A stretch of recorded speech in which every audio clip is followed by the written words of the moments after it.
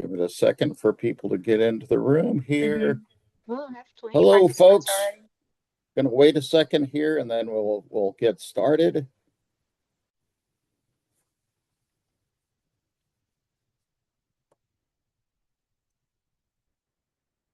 Yeah, I had a Well, similar, not as kind of extremes. wild times.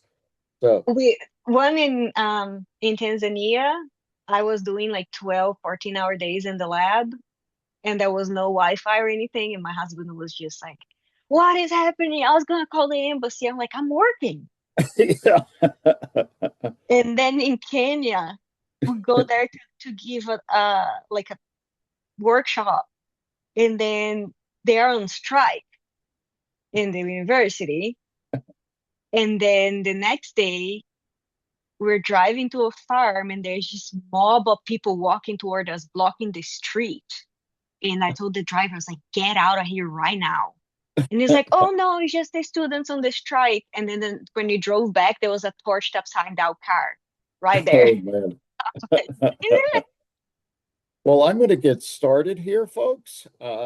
So I am Reg Hoyt. Welcome to One Health Seminar, our first one of the spring semester. For those of you who are not familiar with One Health, which I'd be kind of surprised how many of you might be new to it, but just let me kind of give you my short definition of One Health. There's a formal definition at the end of this slide, but essentially, if you look at the image that's on the screen, we have a planet. And on this planet, we have plants and animals, environmental components, and we have people. Um, that's One Health.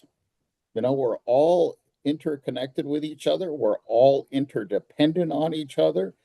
If we do harm to the environment, it's quite likely that things are going to come back to us harmfully as well.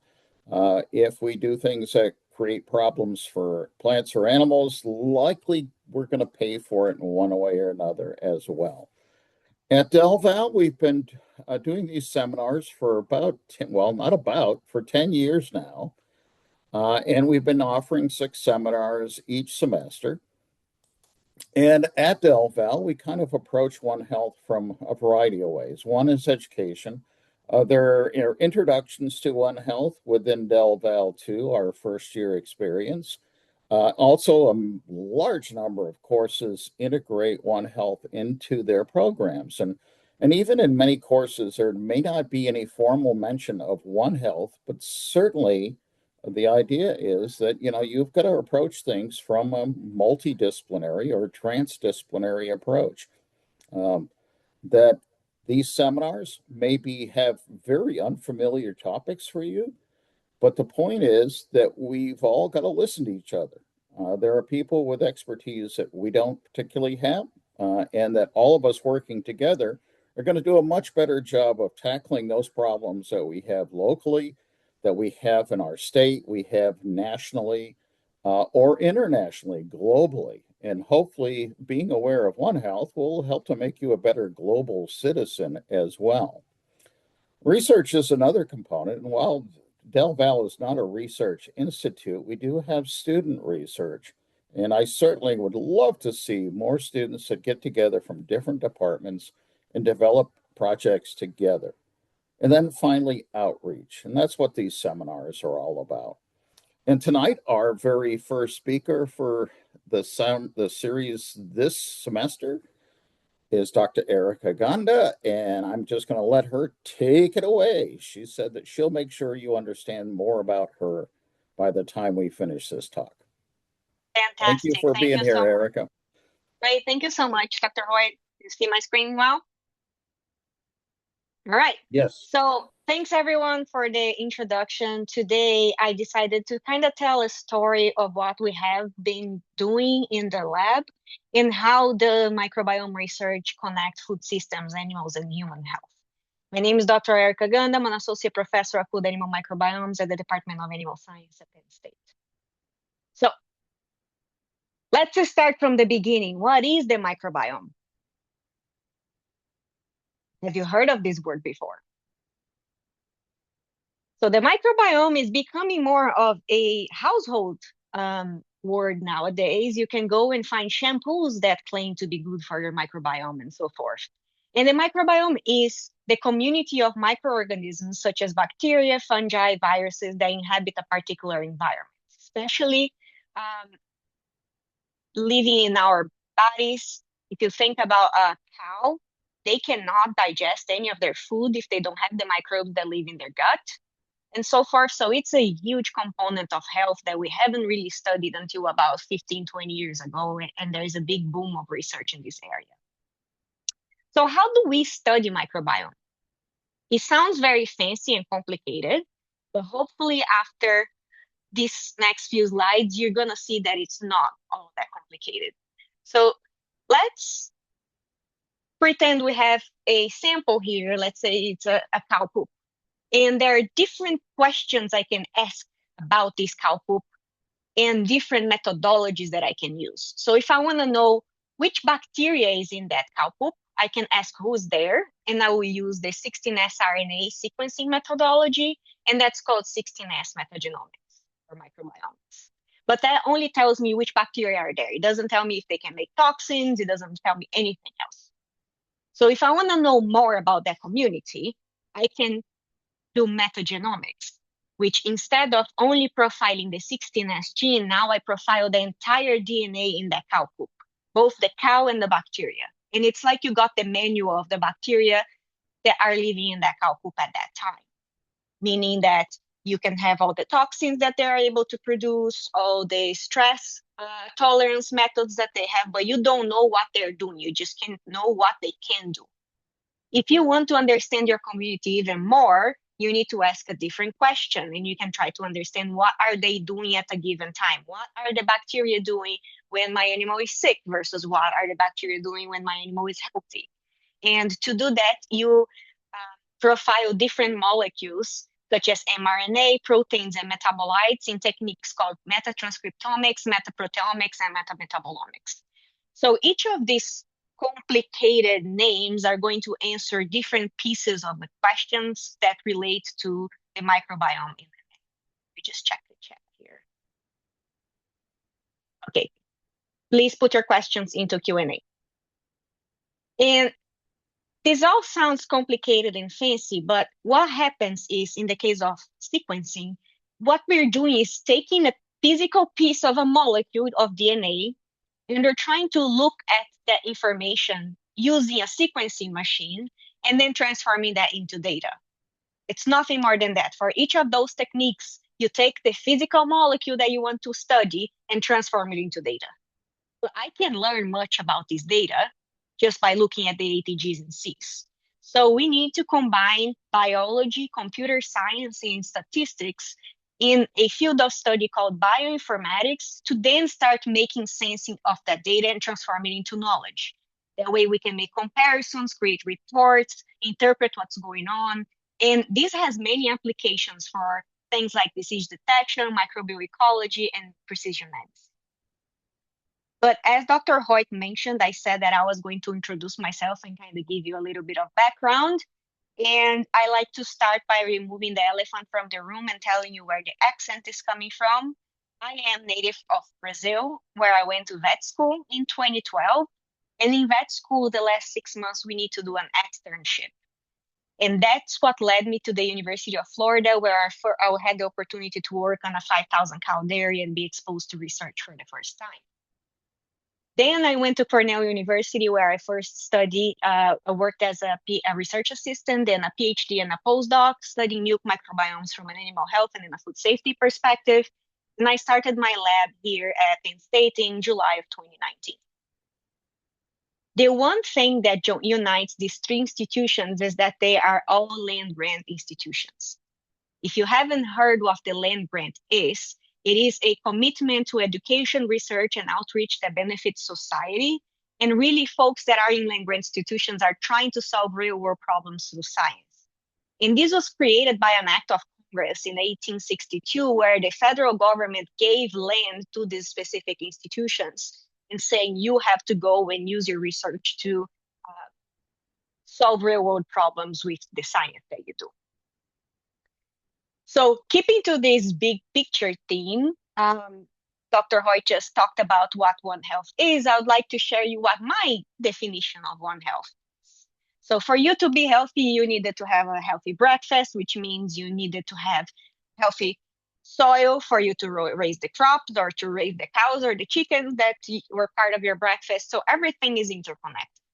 But to me, the glue that keeps all these connections together are the flow of microbes that go across the system. So we just finished the fall and all the leaves are on the ground. If it weren't for the microbes that live in the soil and degrade those leaves and the ecosystem services that those microbes give us, we would be swimming in trash. Cows can eat grass and gain a lot of weight, while when we are told to lose weight, we are told to eat salad. So why is that? Because cows have special microbes in their gut that allows them to harvest the energy from the grass that humans cannot. So just a couple of examples of how everything is interconnected and how the microbes play fundamental roles in every single sector. And the world population is expected to reach 10 billion by 2060. And as we know, there is no more agricultural land being available. In fact, the cities are growing and we have more people to feed with less resources to feed them. That's where my laboratory comes in, where we study animal microbiomes from a One Health perspective with the goal of developing microbiome-based solutions for the use in agricultural industry.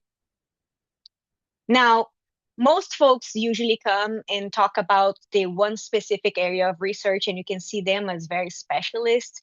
I like to see our lab as a generalist, where we try to learn from cattle, from chickens, from dogs, and try to cross-pollinate knowledge across different fields because everything has a microbe.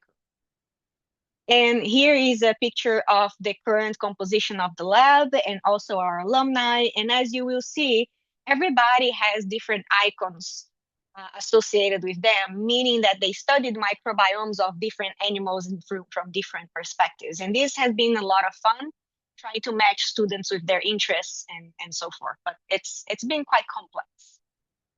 Another thing that is really good about Penn State and the Microbiome Center is our Microbiome Center, the One Health Microbiome Center, which is a group of students and faculty that get together weekly. We have symposia, we have seminars.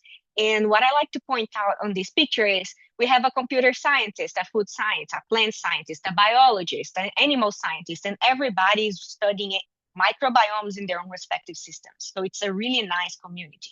And we have been growing a lot. So this is a picture from 2023 when we hired Seth Bordenstein, our current director. And I wanted to put a shameless plug. We had our One Health Microbiome Symposium in 2024, and we have our second symposium on May 13 and 14, 2026. Just Google Penn State One Health Microbiome Symposium and you'll find it. Registrations are limited, and we also have abstract submissions open.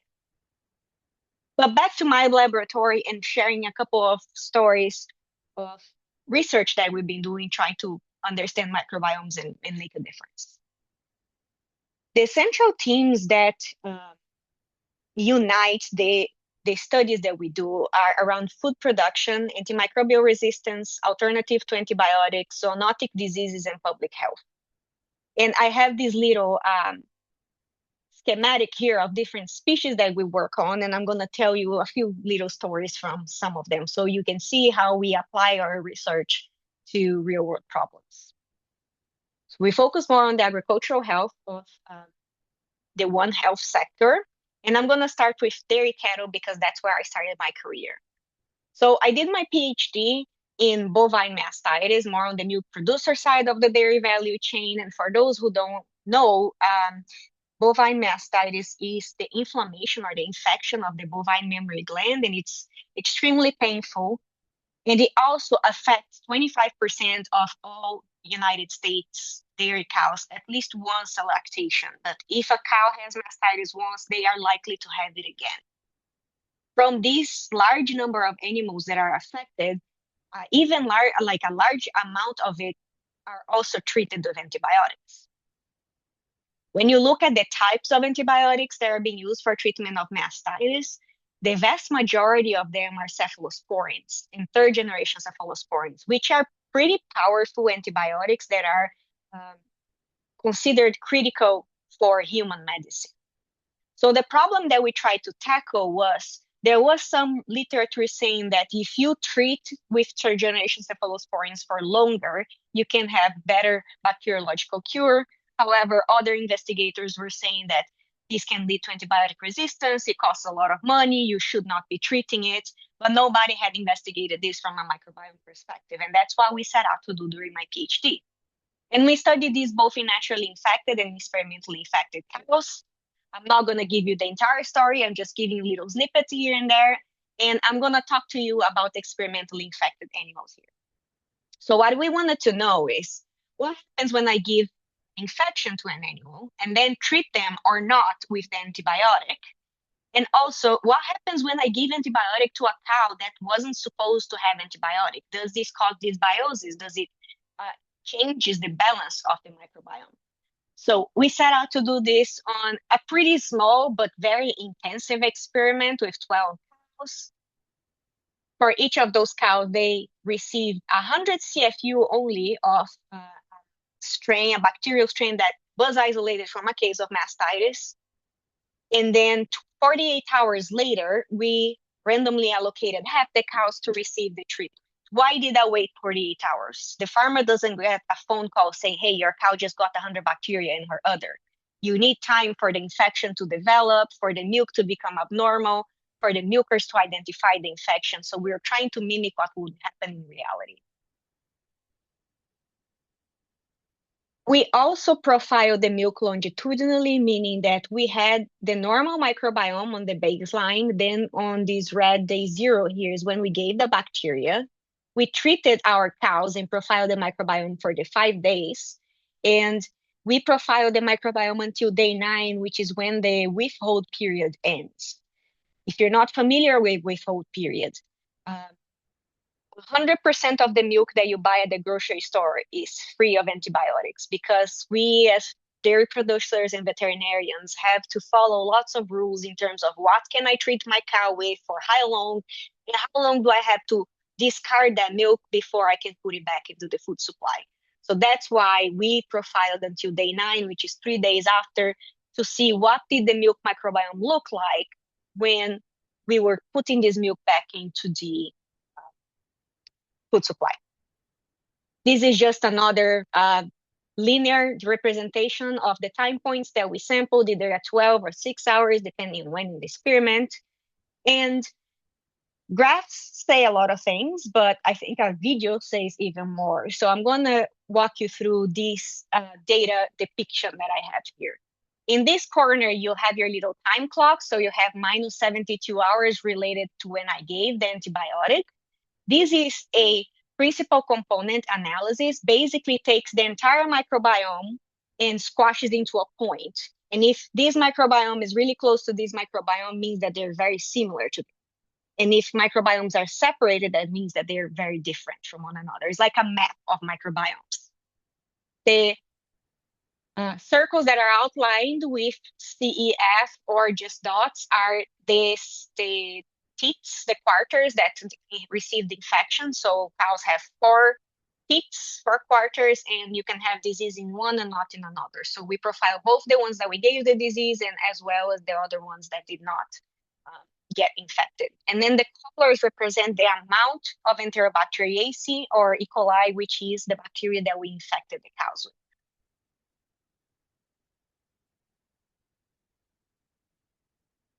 So what you're seeing here is everything is pretty blue, meaning that we have very little E. coli on, and everything is hanging out to this side of the graph. So this is all healthy milk up to time minus 12. Now we're infusing the cows with the 100 CFU of E. coli, and then that bacteria is replicating inside that mammary gland, and you can see that the points get much more red and go all the way to the other side of the map, meaning that the microbiome got very different from these other ones here.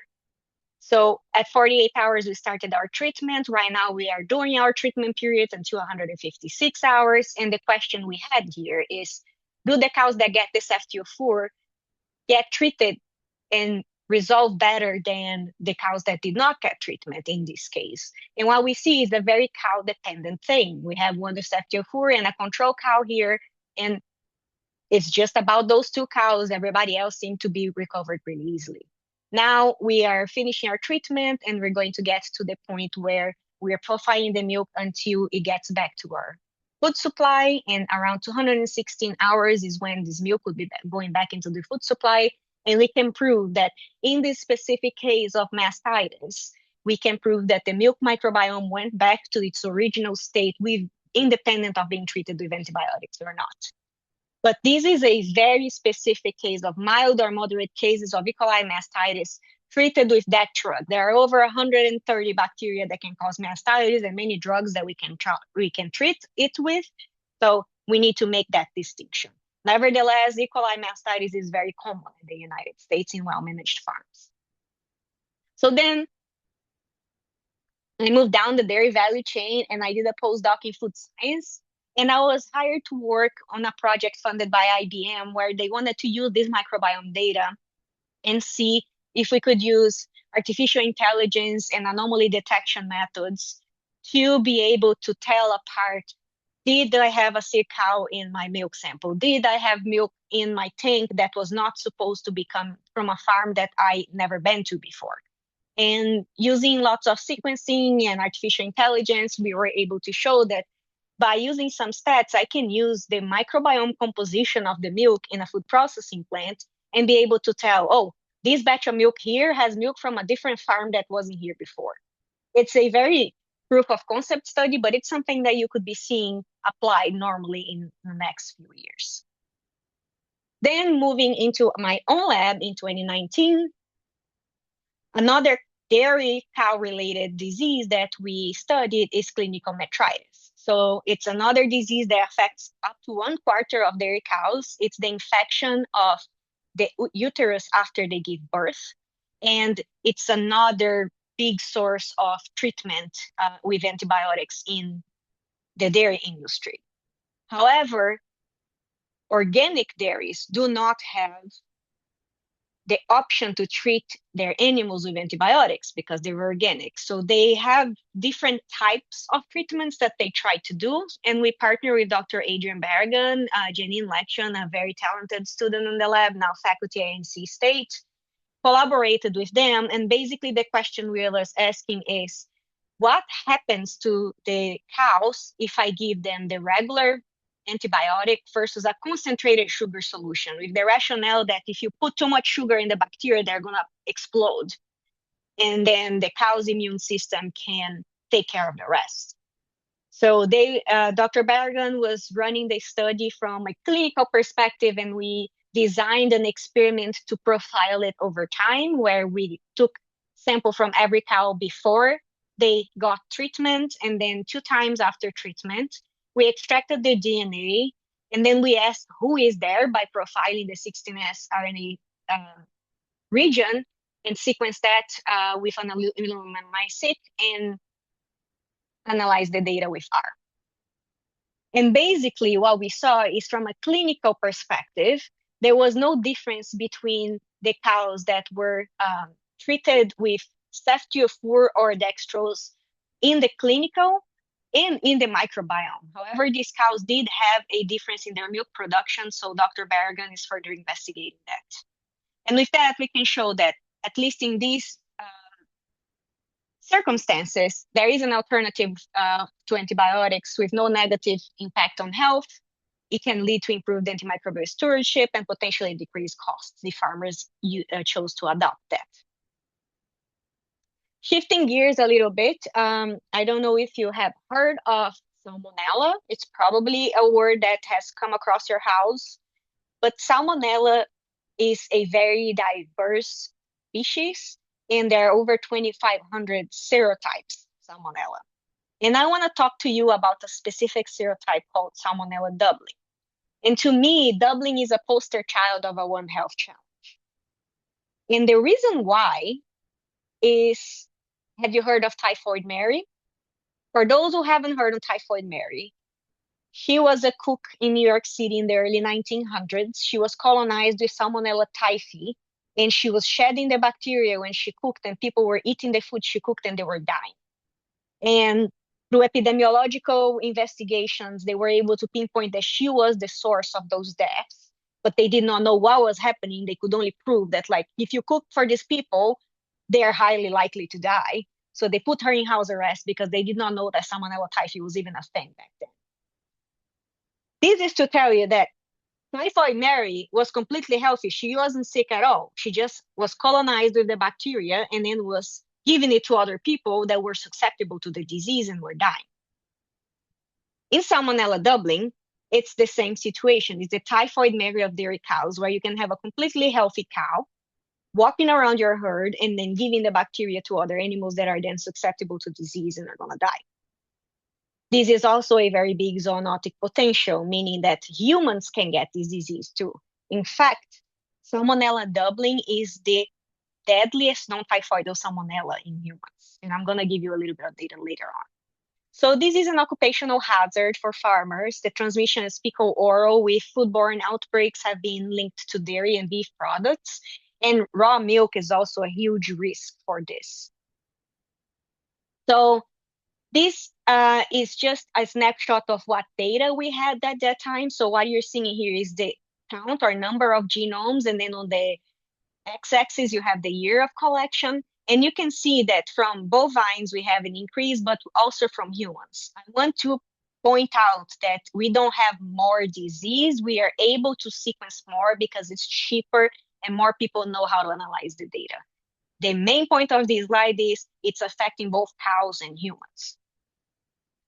And this is a paper that studied Salmonella Dublin in comparison to all other Salmonellas. And as I mentioned, it's the deadliest Salmonella. So about 3.7% of people infected with Salmonella Dublin died versus 0.5% of people infected with all other Salmonella.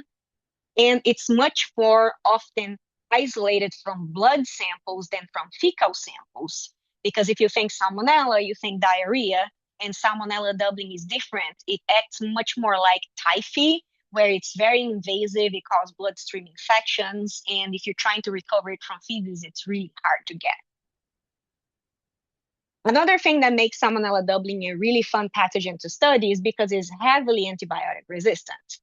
So here again, I have a table where you have your Salmonella Dublins on the left column, your other Salmonellas on the right column. I want to point out it's kind of a rare pathogen. So it had 102 versus 33,000 in this study. And if you have the disease and say, I want to treat it with an antibiotic, 41% of the Salmonella Dublin will die with any antibiotic that will treat Salmonella versus 79% of other Salmonella. And when you look at resistance to 7 or more different classes of antibiotics, 31% of the Salmonella Dublin were resistant to 7 or more classes versus only 2%. So it's very invasive and it's very much drug resistant. So to summarize everything, the Salmonella Dublin risks span multiple sectors. We have the problem in the animal health and welfare. It's bovine adapted. It's difficult to diagnose because you think Salmonella, you think diarrhea, it causes respiratory disease in calves. It's very invasive. You don't have many drugs that you can treat it with because it's multi-drug resistant. It can impact and challenge food production if livestock health is compromised. You have transboundary issues, as we're seeing with avian influenza in dairy cows right now. Have a loss of testing and measures that are put in place. It is a food safety concern because it has been proven to be transmitted via contaminated animal products such as beef and milk. And it is an occupational hazard for dairy and beef farmers because if you're treating those sick animals, you're more likely to be infected because Salmonella Dublin is in the body fluids. So if we don't know what's going on with the antibiotics, or if you try to treat this infection and you pick the wrong drug, this ultimately impacts all sectors because it's interconnected. So giving you a little bit of data now, what did we know about Salmonella Dublin in the Northeast US? I came from Cornell. They had Salmonella Dublin research going on there. I got to Pennsylvania. I said, we share a border. What's the problem here? And you'd be surprised that there isn't a lot. So in 2018, Dr. Thompson and Cummins published this paper where they tested every single milk sample from every single farm in New York, and they found 46 farms that were positive. And this is a severe underestimation because the tests that we have is not very good. It's only about 30% sensitive. In 2020, a paper by our very own Dr. Dudley studied the genomes of different Salmonella doublings that were isolated from retail meat and from human cases. And what they found is that the Salmonella doublings from the beef sample were very closely related to the humans. If you haven't seen this kind of graph before, this is called the phylogenetic tree, and you can think of it as like a family tree. So the closer the individuals are together, the more similar they are. And they also saw in this study that there was a lot of antimicrobial resistance, and this antimicrobial resistance was contained in the plasmid.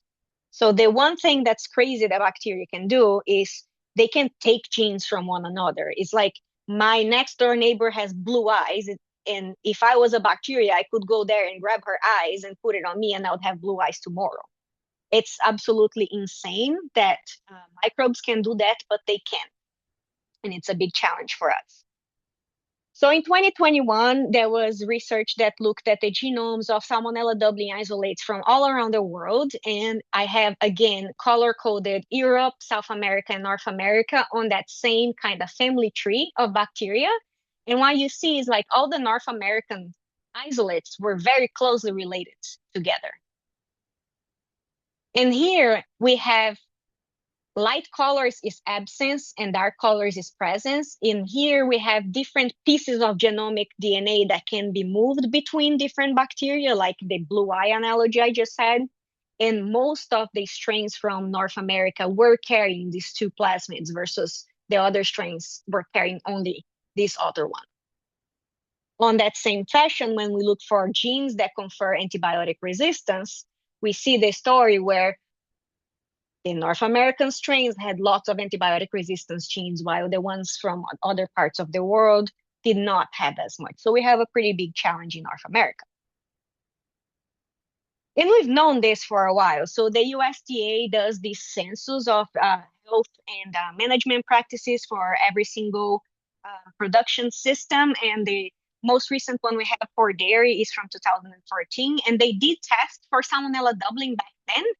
And they saw 52% of the tests from the West were positive for Salmonella doubling versus 4.4% for the Midwest and 0.6% for the Northeast. So it's like it's moving from West to East. And 40% of the of large dairy herds were positive for this because it's a big risk factor. Is the purchase of animals, or the larger your herd is, the more likely you are to be at risk for Salmonella doubling infection.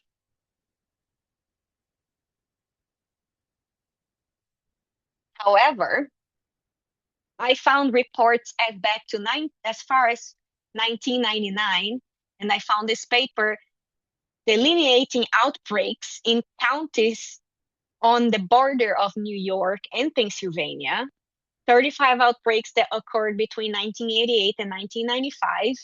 And what their conclusions were: caution to clinicians and veterinarians. We found this really weird salmonellosis for this region that affects calves that were 8 or more weeks old. And instead of getting diarrhea, they get pneumonia and septicemia, or bloodstream infections. Other than what I showed you, there's no other research available on the prevalence of Salmonella doubling in the Northeast. So we got a grant to study this. We started making some flyers, trying to bring awareness that this is a thing that we should be paying attention to. And I had a farmer call me and say, hey, last year I got this thing in my herd and it killed 46% of my calves in 2 months. And it can actually wipe out the entire herd if the management practices are not appropriate. So we took upon the challenge, and we have been working with farmers, trying to find ways of diagnose disease better, try to have seek and destroy type approaches in the farm and improve management practices. And the thing is, this bacteria likes to hide in the nooks and crannies, and it's also a occupational hazard, right? It can contaminate the humans. So that brings me to what we know in terms of data for humans and cattle from the United States, because I showed you there were genomes available, but nobody really tried to study that. And to do so, we leveraged the National Antimicrobial Resistance Monitoring System. This is one of the most successful One Health type experiments or initiatives that have been done, which is a collaboration between the CDC, the USDA, and the FDA, and they all collect bacteria, they all sequence them, and they all compare their antimicrobial resistance genes and their genomic profiles. So we went into the database and we took everything that this biosurveillance infrastructure had to try to see what was going on in terms of salmonella doubling in cattle and humans in the United States. So what you can see here is a map. The darker the color, the more genomes we had for that specific region. What I want you to pay attention now is if it is a teal color, it came from a food associated or a meat or a slaughterhouse sample. If it's a blue, it came from a sick human. And if it's a purple, it came from a sick cow. And what we see is all three colors are everywhere. We can't make much conclusions out of these because it really depends who has money to isolate and sequence bacteria from where. But doubling is present in all three areas across the United States. This is another way of looking at it.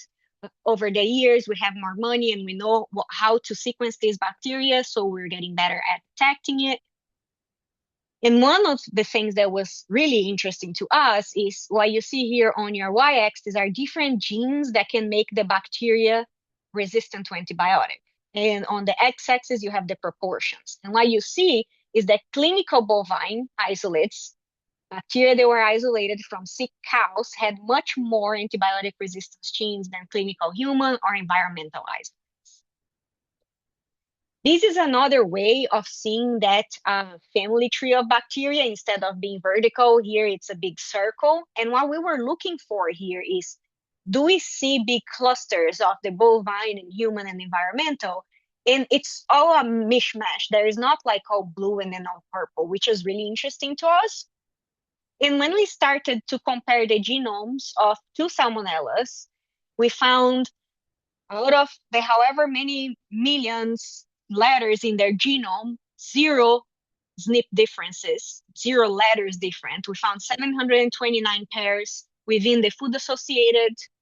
We found 166 pairs of bacteria that were identical in the human disease associated, and 80 pairs of bovine clinical isolates that were identical with core genome SNPs.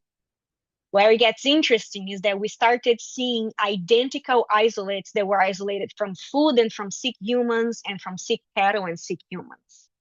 However, this is a very stringent cutoff to look at bacteria. Usually we look at anything that's less than 20 letters different is determined highly related, or anything that's less than 10 letters different in their genome is highly related. And when you use those cutoffs, everything is connected to everything. In fact, 72% all priority comparisons were within 20 letters different from one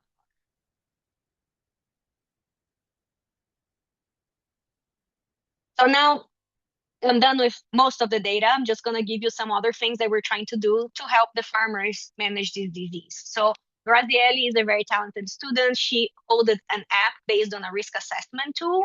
And then basically, you can download this app and learn about salmonella doubling. We are actively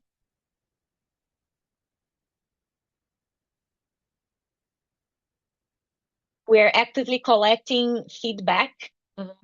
If you click on about salmonella doubling, you can see what this disease looks like in calves.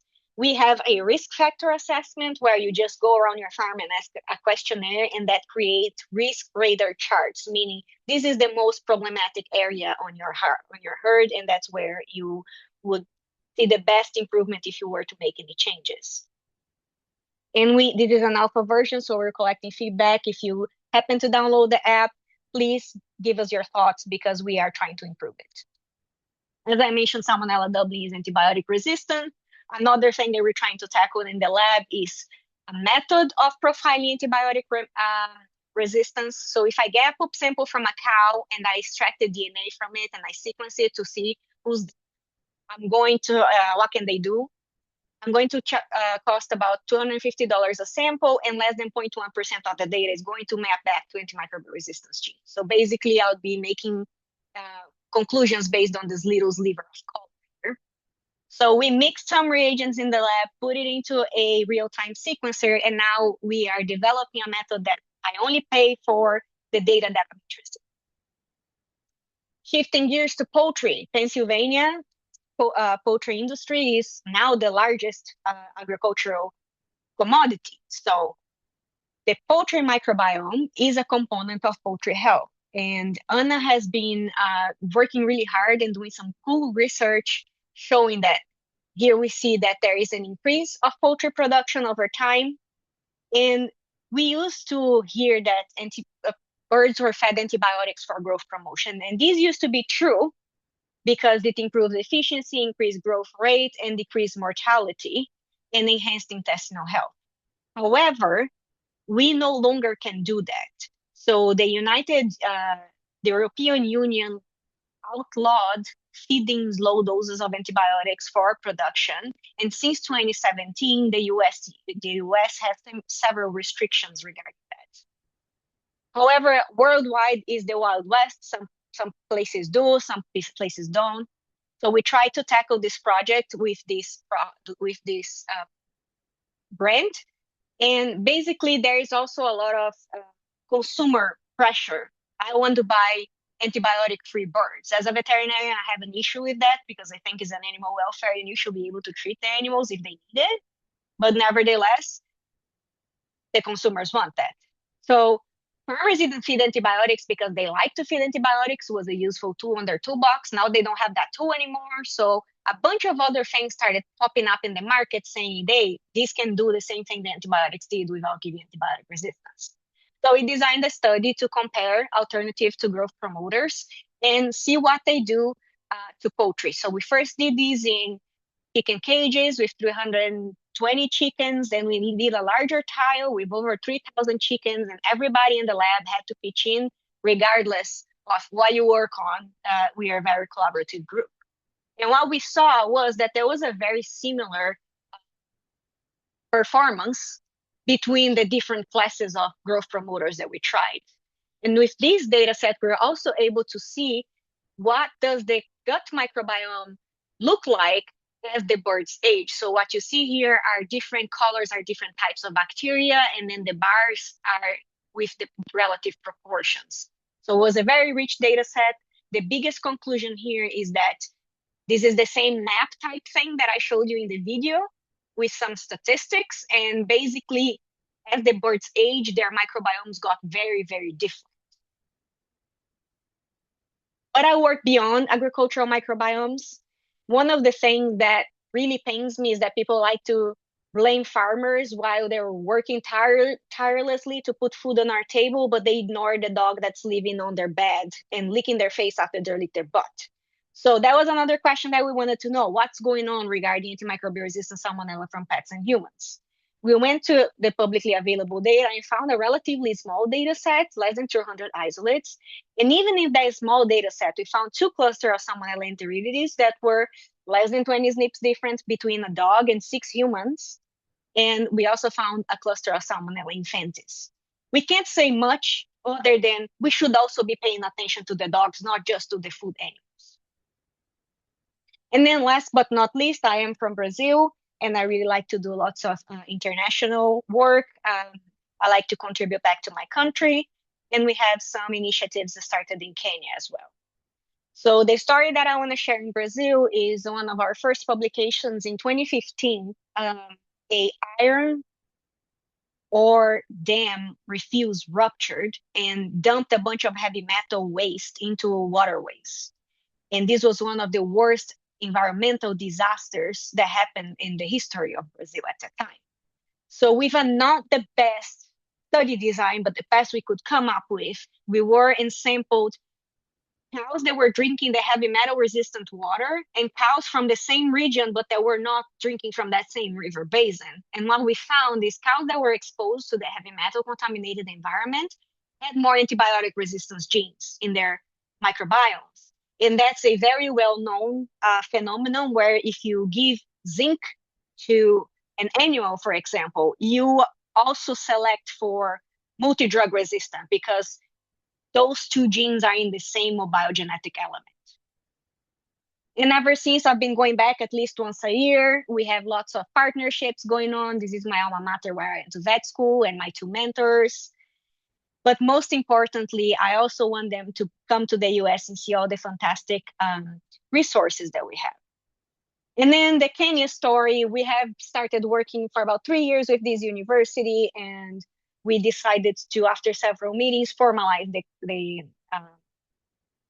the collaboration. So we flew there, and I was like, I don't want to fly across the country just to take a picture and look pretty. So let's get something done. So I packed a bunch of reagents and equipment and gave microbiome, molecular biology training.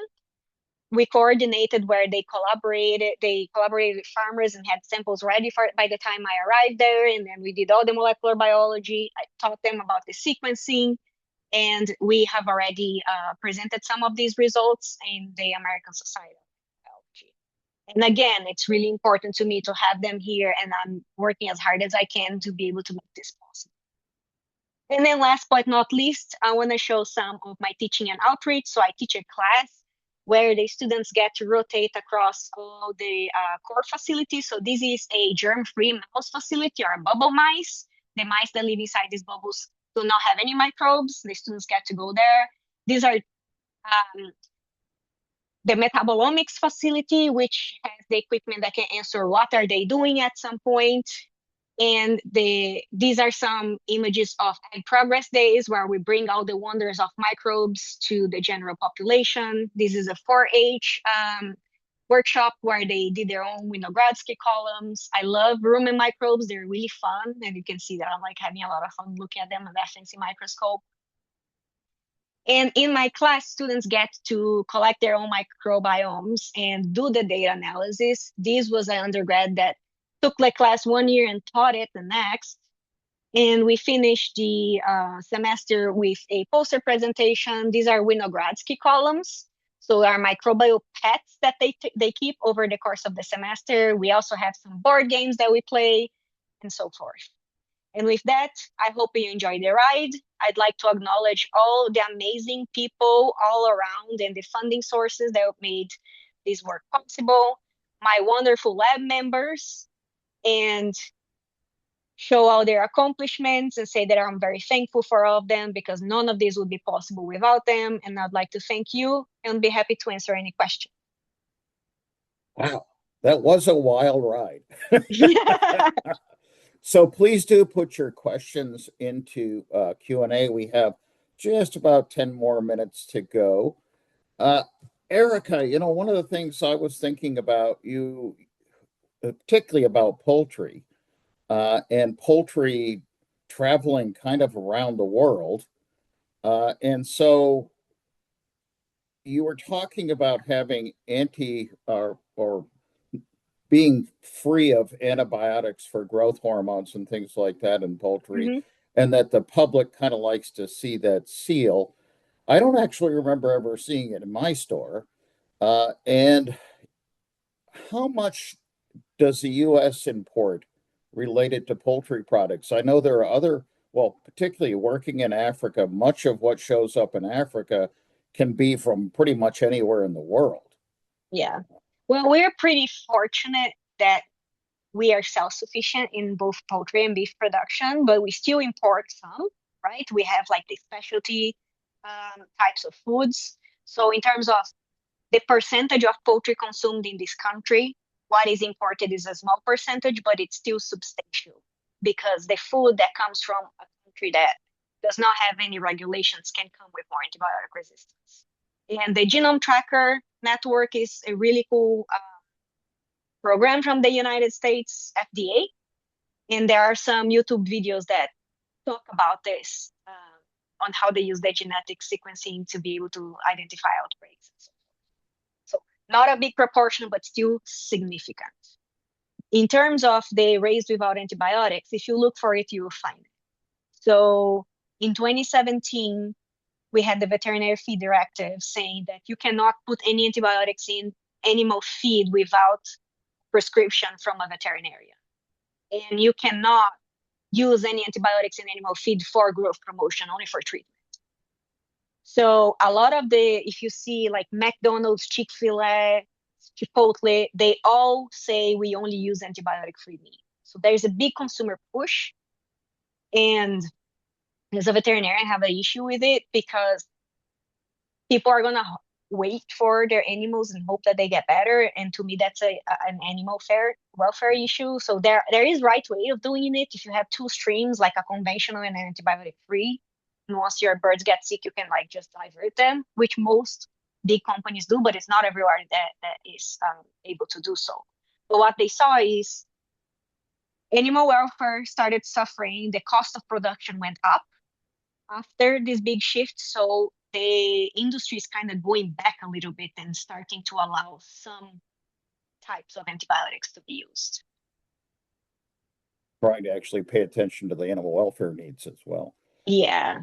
So, Anonymous, we have a question. You talked about some cows bringing in the virus while being healthy. Is there any research being done to find why some don't react and if it could possibly be bred into cows for the future? It's a fantastic question. And yes, there's a lot of research because it's such a niche pathogen and kind of rare. There aren't a lot of people in the country studying it. And the methods that we have to test for it are very poor. So we can look for antibodies, just like the COVID test you take. You look for like, did your body react to the bacteria? But that's very poor sensitivity. Like in milk samples, is only 30%. We don't know how long the antibody sticks around after the cows are infected. You can see it as positive for 3 months, 6 months. So there are some researchers trying to answer that question. The why some animals just become carriers and they really don't get sick, we don't know why. We have some suspicions, but it's a big open question.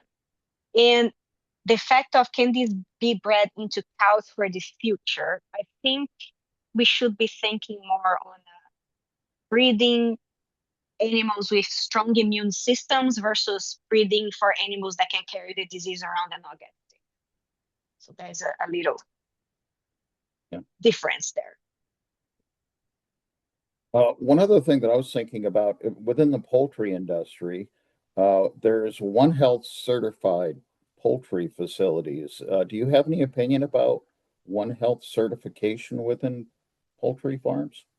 I am not definitely. I know there are a lot of different bodies that are giving these types of certifications, but for the poultry industry specifically, I'm not familiar with. Okay. I know about the National Poultry Improvement Plan. They have the welfare certifications as well, but I need to look into the One Health one. Del Valle is raising funds right now to build a new poultry facility here on campus, and there's some hope that it may be One Health certified. And we did have a presentation, several years ago from Monterre Poultry, and essentially what I saw with that is that they were still saying that they would use antibiotics when necessary, but it was very controlled kind of situation. So they weren't going as far as saying, we're No not doing, antibiotic, yeah. not doing any antibiotics. I've heard some concerns from faculty, but I haven't really looked into it enough to know whether those are founded or not. Another question I had, and I'm not sure that I followed this correctly, but when you were talking about with dairy herds, that the larger herds maybe had higher incidences.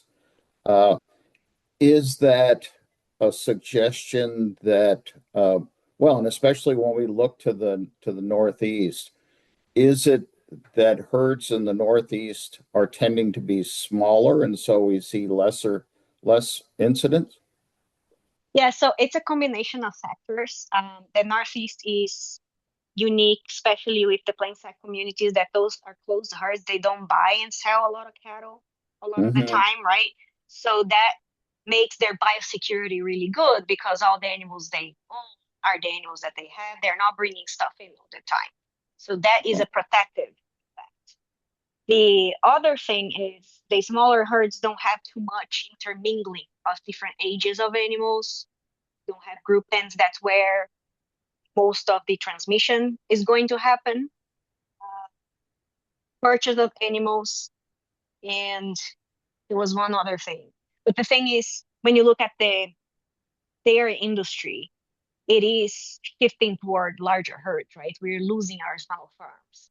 So even though the Northeast is kind of protected because of how unique our dairy industry is, we should still be paying attention. That's the other thing I'm gonna say.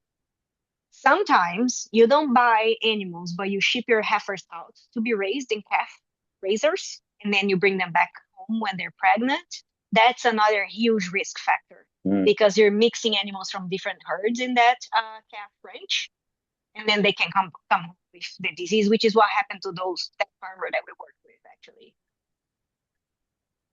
And we have another question from Anonymous. What are alternatives to antibiotics? If the consumers want antibiotics free or antibiotic free food, are there any upcoming promoting feed additives that have antimicrobial properties? Yeah, so that's the poultry study that we're trying to answer that question. So what happens is there are lots of probiotics in the market, like essential oil mixes. There are different sugar, like complex sugar compounds that you can add to the feed that are supposed to modulate or shift the microbiome. And these are antibiotic free, they're not antibiotics. But my question is, based on what I know from heavy metals, it's natural, so it's arsenic. Like, show me that your antibiotic free is actually not leading to antibiotic resistance. And that's one of the questions we're answering in our lab. The answer is yes, there are different alternatives to antibiotics. They're mainly prebiotics, probiotics, certain essential oil mixes that we can find in the market. Some of the things you talked about within your presentation, yeah. And Anonymous also asked, have you found a specific breed that is more likely to carry or contract the virus? I don't know whether they're talking about salmonella or. I think they're talking about salmonella. So salmonella Dublin specifically is cattle adapted. What we know is that the dairy isolates are much more antibiotic resistant than the beef isolates. And it's not a breed specific, it's a production system and management practice factor because dairy production is much more intensive and more confined, so there is more chance for the bacteria to jump between animals versus cow calf operation. They have with the pasture, they're not all laying on the same spot. So the answer is yes and no. And kind of an odd question I think I might have is you were talking about heavy metals, and I believe it was Kenya, right? With heavy metals and Brazil, yeah. oh, In it's the in water. Brazil. Oh, Yeah, that's yeah, right. It that was was in Brazil. Brazil within the water. Are you aware of any studies that looked at Superfund sites in the United States and whether there are any operations that are near Superfund sites and whether there's been any looking at data from those herds? No, but there is data in swine where they went antibiotic free, but they added copper and zinc to the diet to like keep the animals healthy, and there was increased antibiotic resistance. So not necessarily from a environmental contamination issue, it was put into the diet of the animals. So I would say that like we would probably see similar things in the environment. And I think this will be our last question here. Are you having any issues with the avian flu outbreak at all interfering with your research? You touch you touch a very sore spot. So I got the grant, and then 2 or 3 months later, the avian flu outbreak in dairy cattle happened. So I hand out these flyers and I was like, let me come to your farm and help. Like, let me test your milk for free to see if you have it. Nobody wants anything to do with me. I've tried and I've begged, and like we did manage to hit the number of farm visits that we wanted, but it was like pulling teeth. So yes. Well, I think that's for it for us for this evening. Thank you so much, Dr. Ganda. This has been quite a ride. A lot of interesting information in there. Boy, if I was a student, particularly at Penn State University or anywhere in the state where I could get in contact with you, you got some really cool stuff going on. Tell the students I just answer emails and beg for money. They're the real stars here. Well, it's good that your team is incredible. Yeah, The they're group of people that you have, and I think, again, that's a great demonstration of One Health and the need for having these people with different points of view and different interests all working together and bringing that data together and coming up with new ways of looking at stuff. people call me very unfocused. Whatever, I'm having fun. Well, thank you so much. Thank you, everybody, for joining us this evening. I hope you all have a great night. Take care. Bye. Bye.